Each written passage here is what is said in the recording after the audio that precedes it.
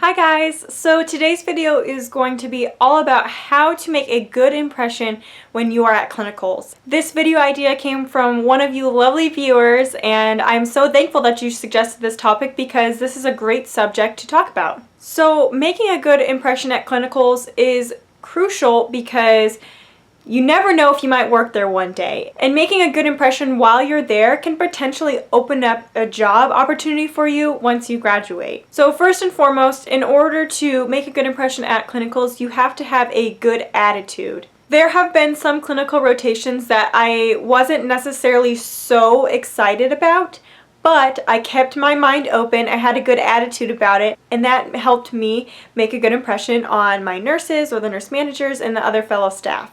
I think the number one way to make an impression when you're at clinicals is to show the nurse that you're paired up with, or the nurses that you're paired up with, that you are willing to learn, that you're willing to try things, that you're willing to practice your skills, and that you're just open to being at clinicals and learning how to be a nurse. I have seen some students and I've heard of stories in the past where nurses have offered the student, like, hey, would you like to put an IV in? Or, hey, this patient needs a Foley put in. And the student will say, oh no, I've already checked that skill off, I don't need to do that. And that is one way to not make a good impression. It kind of gives off the impression that you're above the nurse and that you're too good to practice those skills. Another way to make a good impression is to ask questions when you're unsure of something. You know, no student nurse knows every single thing about everything you're doing in clinicals, and so show that you're interested, show that you are willing to ask questions when you don't know something. It really shows that you are engaged and that you're willing to learn, and it shows your nurse that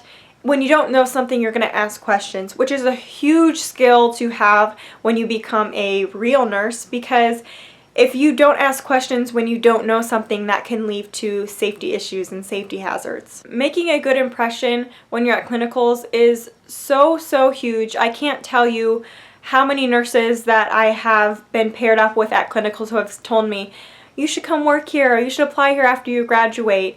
And that has opened up so many opportunities for me as a new grad nurse in order to apply for more jobs. Unfortunately, I am moving out of state, so all of these great references that I have for jobs and opportunities won't necessarily work out right now, but when I come back to Arizona to apply for jobs, then hopefully these references will still be there for me and I can hopefully work at a job that I had my clinicals at. So it just goes to show how big of an impression you can make as a student nurse. Yes, we do get paired with those nurses who don't like having students that make us feel like we're at the bottom of the food chain, but just have a good attitude, be open, put yourself out there. Also, one more way to make a good impression is to offer to the other nurses, hey, if you need any help or you have anything that I can do for you, just let me know and I'd be willing to do it. Right now I'm in my immersion, which is just basically clinicals, and I'm on the same unit every single shift, and I have been paired with different nurses, and so